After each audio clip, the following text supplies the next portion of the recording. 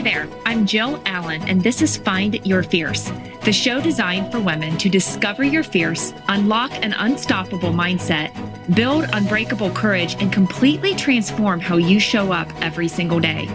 Each week, I will bring ideas, methods, and strategies that will inspire you to step into your greatness and live life on purpose. Let's be fit, fierce, and unstoppable.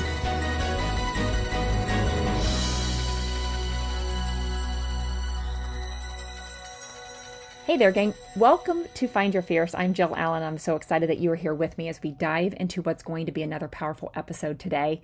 We are talking about the question I know that we have all asked at some point in our life, what will they say? And as we've been taking on the new adventure outside of the greenhouse, I would be lying if that question was not asked in the moments of fear over these past few months. So I want you to think about your own scenarios. For example, you really love makeup and want to start your own Instagram account so you can dive into that a little bit more and share with others. But you ask, what will your friends think? Or maybe you want to write a book. What will they say? What will they say if it doesn't sell the way that it should? What will they say if you put it all out there and they don't like your writing style? What will they say?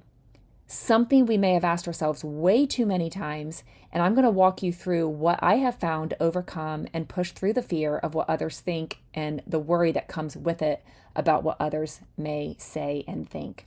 But before we go any further, I have to ask, are you needing a speaker for an upcoming event or conference? If so, I am your person. I would love to bring the Find Your Fierce message to your next function. To book your event, message me at jill@jillallencoaching.com. And I love that you're here listening in and spending time with me. So honored that I get to be a part of your day because you're just all so amazing. And I thank you for your love and support. As always, I appreciate your feedback, your reviews, and I love that you share this podcast and the Set Free message with your friends and family. So if you could keep on doing that, that would be incredible because you are helping this movement as it helps reach more women and it impacts more lives. And that is certainly what life is all about. So thank you so much again. Are you ready? I know I am. So let's dive in. What will they say? Who are they?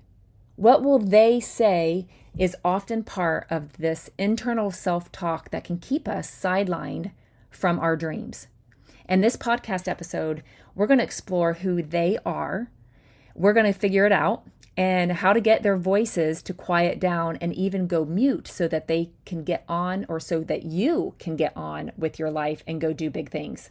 So it's time to stop caring so much about what they think because what we can all agree on over these past few years, I know for me, it has taught us so much that there are a lot of people out there with a lot of opinions, a lot of thoughts, a lot of ideas who do a lot of talking but not do a whole lot of living. So why not stop caring so much what they think and go do big things? Because they are not thinking about you anyway. Yet we have put our life on pause and it's time to rise up and go do big things. And this podcast pep talk will super fuel you to take massive action and to go be audaciously bold. So are you ready for that? I am excited to see how you're going to step out with boldness today because we're not going to care about what other people think and say because we're going to talk about what they voices are holding you back in your life. Why are they holding you back? Which ones in particular to you are keeping you stuck and from moving forward? We're going to talk about what is it that you are so afraid they will say. Let's play it out. What will they say? And that whether or not if it's detrimental, if they did say that. What happens if you quit or if you stick to something with fierce determination? How to know which to do and how to make sure you quit the right things this year and stick to the things that you really want. And a lot of times we don't do that because we are worried about what they think. What will they think if I take the leap of faith? What will they say if I set boundaries that don't align with them? What will they say when you can just fill in the blank? And I want you to stick with the things that you are being called to do, who you are being called to be, and how you are being called to live your life without caring what they think. I want to talk about the they. And at the major transitions and decisions of my life, many did not happen because I was focused on the they. When we first purchased our business, when we were super young, what will they think? When I stopped teaching to stay home with the 3 boys, what will they say? When we built our dream home to only move again and to build again, what will they say? When I started sharing health and fitness supplements, what will they say? When I was pregnant with our fourth and fifth child, what will they say? When we sold the greenhouse, what will they say? When I release my book, what will they say? When we start a new adventure, what will they say? When I share my love for Jesus and my faith, what will they say? If I be myself, what will they say? If I'm transparent and share with you stories and my testimony and where I get my joy or confidence, peace, or my healing, or if I share too much about Jesus, what will they say? Will I offend people? Will I turn people away? What would they think? So many things that could have been different if they was the determining factor on my next step that I take. I started to care more about what others think. This fear that I had is as if people didn't have the same belief, or if they didn't feel the same way I do, that they would stop listening or defriend me. But what I've found, many are still around, still friends, wanting to be just as bold and strong in what God is calling you to do. And when people are themselves and are not held back from others' opinions, I totally respect those who are all in, despite any differences in thoughts and beliefs. No pretending. So, first off, who is they? Who is the they that are keeping you from your potential? Who are these people keeping us from our calling, from traveling, starting a new business, or doing something different? Who are they? Who is keeping you from your life, your passions, your pursuits of what it is that is in your soul? And why have you put them on pause? What happens if they say, I'm not qualified? Who are you? That you don't have the training or the background or the experience. What are people going to say? What will my friends say? Will they make fun of me? What about the other they? That's the part that we got to focus on. What about the other they? The they that will benefit, the they that will be impacted or inspired, and those that will be fired up because they see you stepping in faith, walking with confidence, and walking the narrow path. What will they say? Let's identify they. And I've kind of narrowed it down to four groups of they. One, an elusive group of people that you can't even name. An elusive group of they, people maybe you knew in your past, like your teachers or old neighbors. It's the they where you feel like you're always being watched. Number two, a large category of people that intimidate you. Maybe other faith leaders, the popular gang, or the women who weigh under 145 pounds and who go to the gym every day.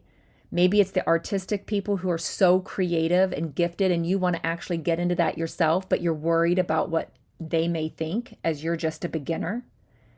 Take your hairstylist, for example.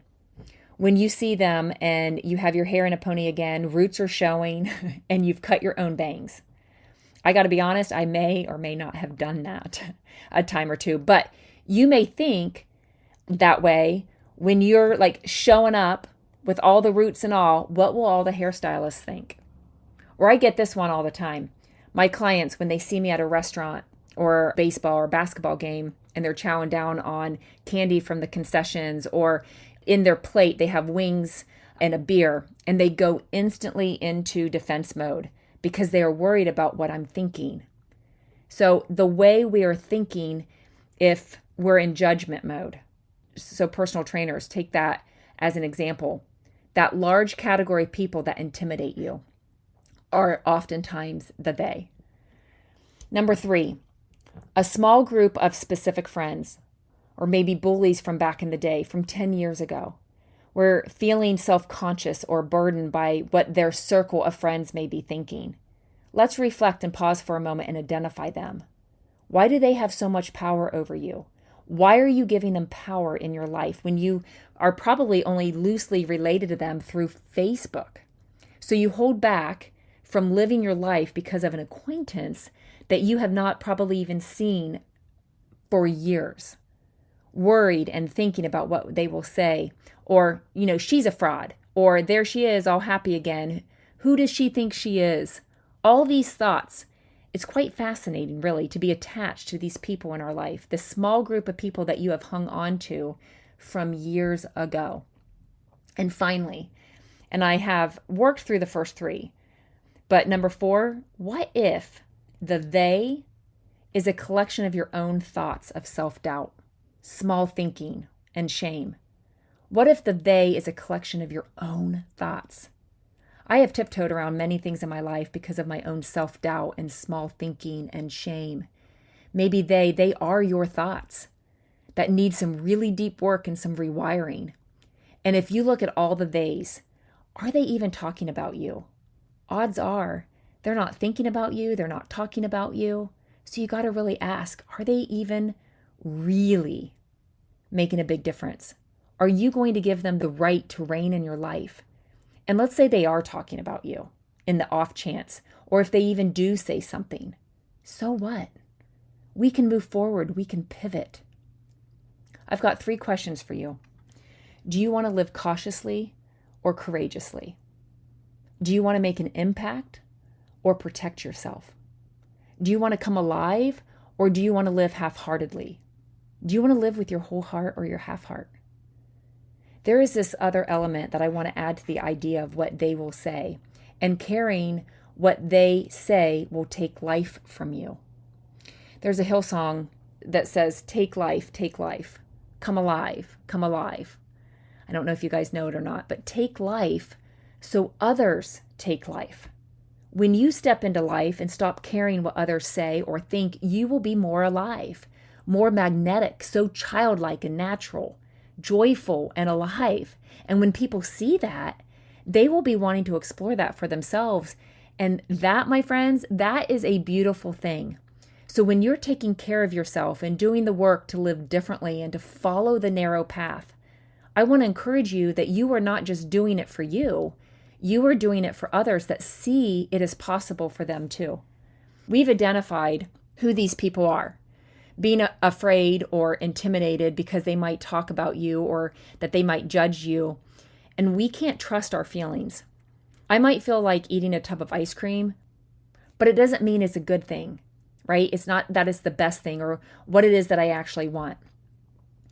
Feeling and failing are the 2 things to go after.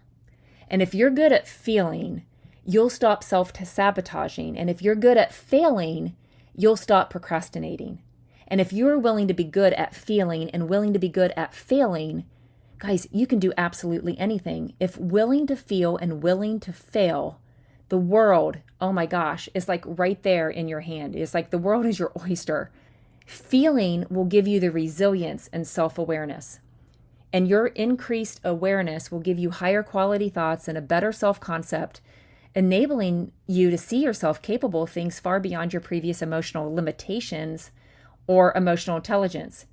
Failing will give you the courage and the perseverance and a stick-to-itness or the scrappiness that results in the confidence that there is truly nothing that can stand between you and the results that you want in life. Because what you do know is that you will keep going to where you want to go. So, which is kind of a perfect transition to quitting. So let me ask you, when is quitting good? Is it failing when we quit? Well, it depends. There are things you need to drop and stop doing in order to do other things. And other times we need to quit, even if it's good, because ultimately it can be destructive. And I love sharing this story. I think that you can apply it and kind of take your situation and run it parallel, because it was a time, well, when I quit, it was a time when I was training at least 15 hours a week for an Ironman event, and which is a great thing. It's a good thing, but it was not so good at the end of the day. I was stressed to the max about the schedule, the time that it had blocked out throughout my week, trying to arrange around 6 other people's schedules. And the season that we were in, it was super chaotic. And I've always been one that said, if you want it, you can make time for it. One of those do or die competitors, but 13 weeks into the training, it was getting harder and more challenging to make it work, no matter what I did. And so I would either train and miss out on things or miss training sessions that would stress me out because I wouldn't be ready. So between the hard and the crying and the amount of pressure I was putting on myself, all this good stuff, right? And the pressing on and attaching, well, this part wasn't good, attaching my self-worth to this event, I knew it was a time to quit because it was doing more hurt to myself and everyone around me. And ultimately, there are days when it becomes unhealthy, where the line is crossed. And in this instance, it didn't mean quit the sport, but pushing the pause button to regroup was what was needed. Sometimes stopping will preserve the love long term. And I wanted to continue the love for the sport. What is something that might be good in your life that you love that may be time to hit the pause button so you can say yes to something else better for you? Stopping something is powerful, not always weak. It takes great strength to stop something that you know is holding you back and is not the best for you mentally. And if it's taking you out of the game, guys, that is not a good thing. Have the courage to do what is right for you, not because of what people will think. If I quit, what will people think? Especially who were watching, was anyone watching? If I pulled from the race to pivot, to pause, the clients who I coach up with nutrition and fitness and their health, to worry about what they thought went through my mind if I stopped training. And I want to take us on a deeper dive. What past behaviors do you need to break up with this year? You don't have to continue that story. There are things that we definitely need to quit and drop this year.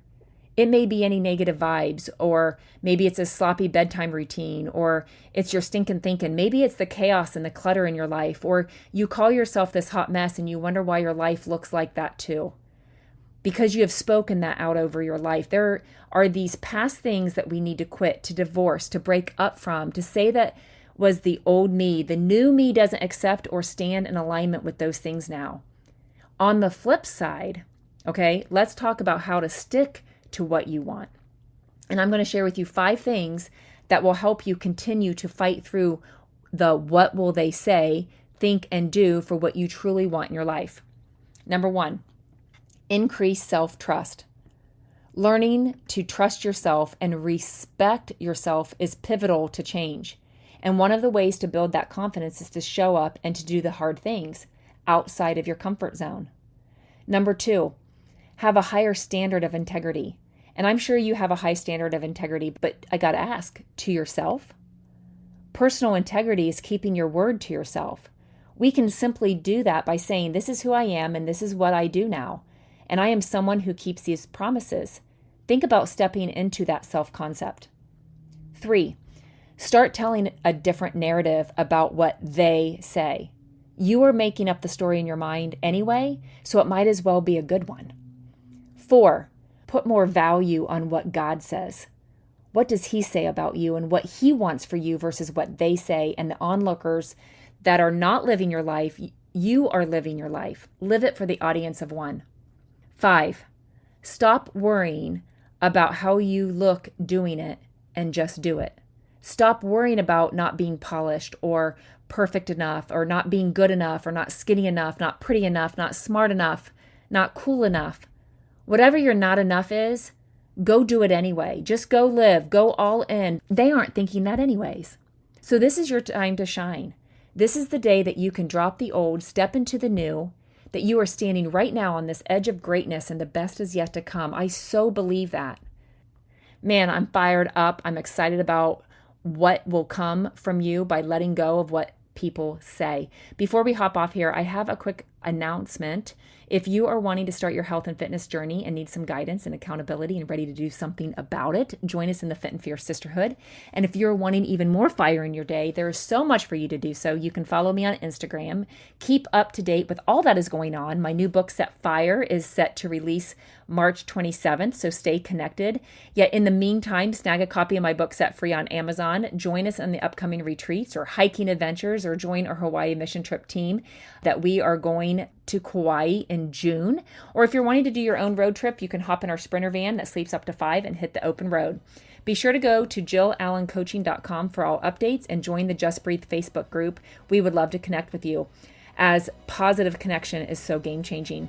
Come back next week as we will be tackling another hot topic, one that you will love, to help you and encourage you to up-level.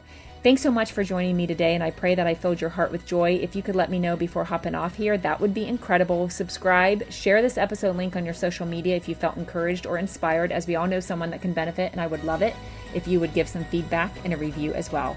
Talk with you next time. Be fit, be fierce, be unstoppable. See ya.